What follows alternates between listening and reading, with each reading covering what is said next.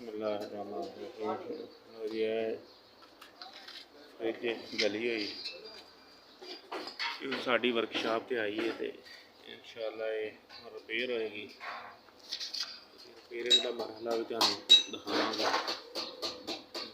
देखना जो इंशाअल्लाह तो जाएगी बिल्कुल इस तरह आएगी जो नवी होगी। और ये साढ़े कारीगर ने दानिश साहब ये इंशाअल्लाह बनाएंगे बिल्कुल अच्छा आएगी जो नवी है। यह देखो ना पार्ट गले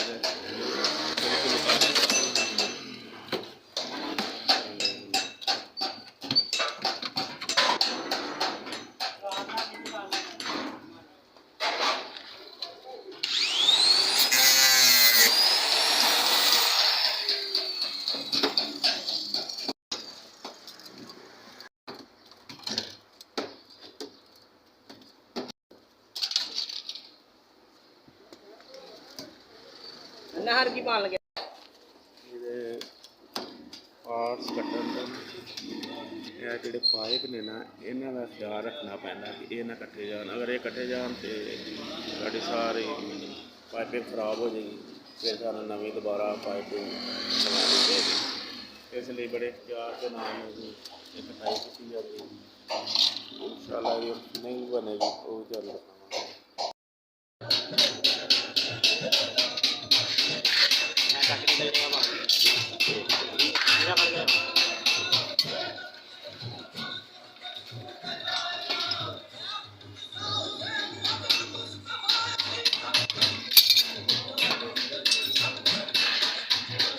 क्या बाबा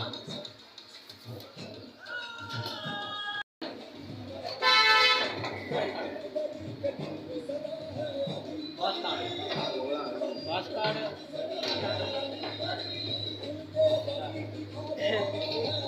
अरे काटा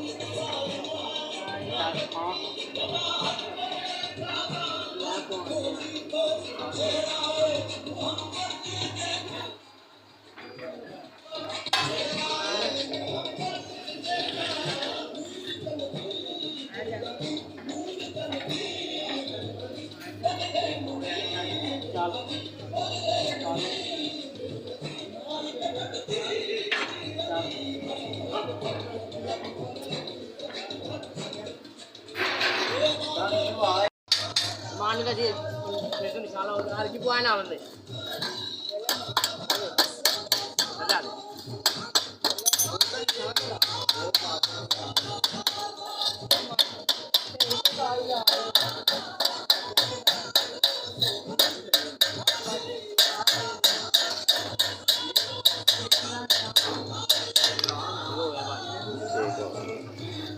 जी हाँ इतने फिट हो जाएगा।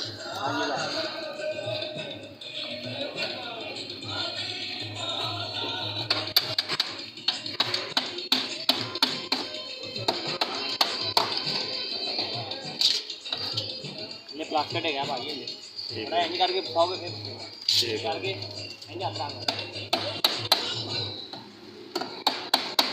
ये फंस गया नहीं अदर है गल कर इन करके बिठा ठीक है ना जी जबरदस्त जिले फट जा लो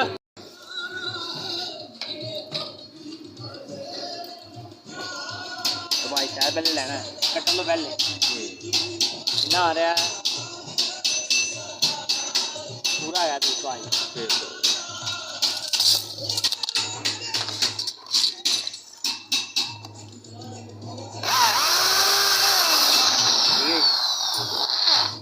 लगी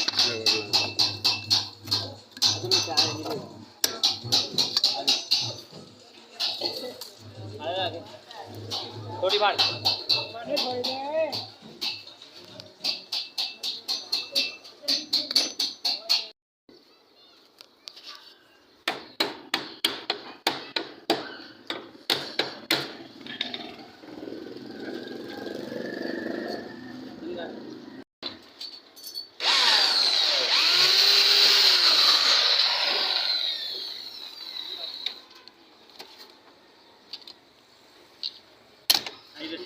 ਪਾਣੀ ਜਿੱਧਰੋਂ ਮਰਜ਼ੀ ਨਹੀਂ ਬਦਲਾ ਸਕਦੇ ਲੈਣ ਠੀਕ ਹੋ ਗਿਆ ਕਰਕੇ ਇਹਨੇ ਬਾਈ ਬਣਾ ਸਕਦੇ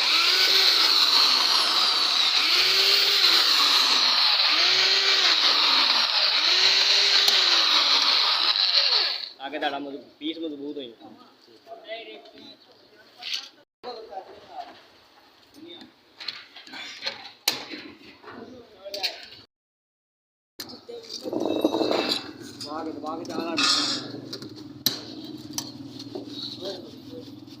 जी जिवें असीं पहले पत्थरी लगाई बिल्कुल इस तरह ही बना के पत्थरी लगा के मेरा ख्याल नाल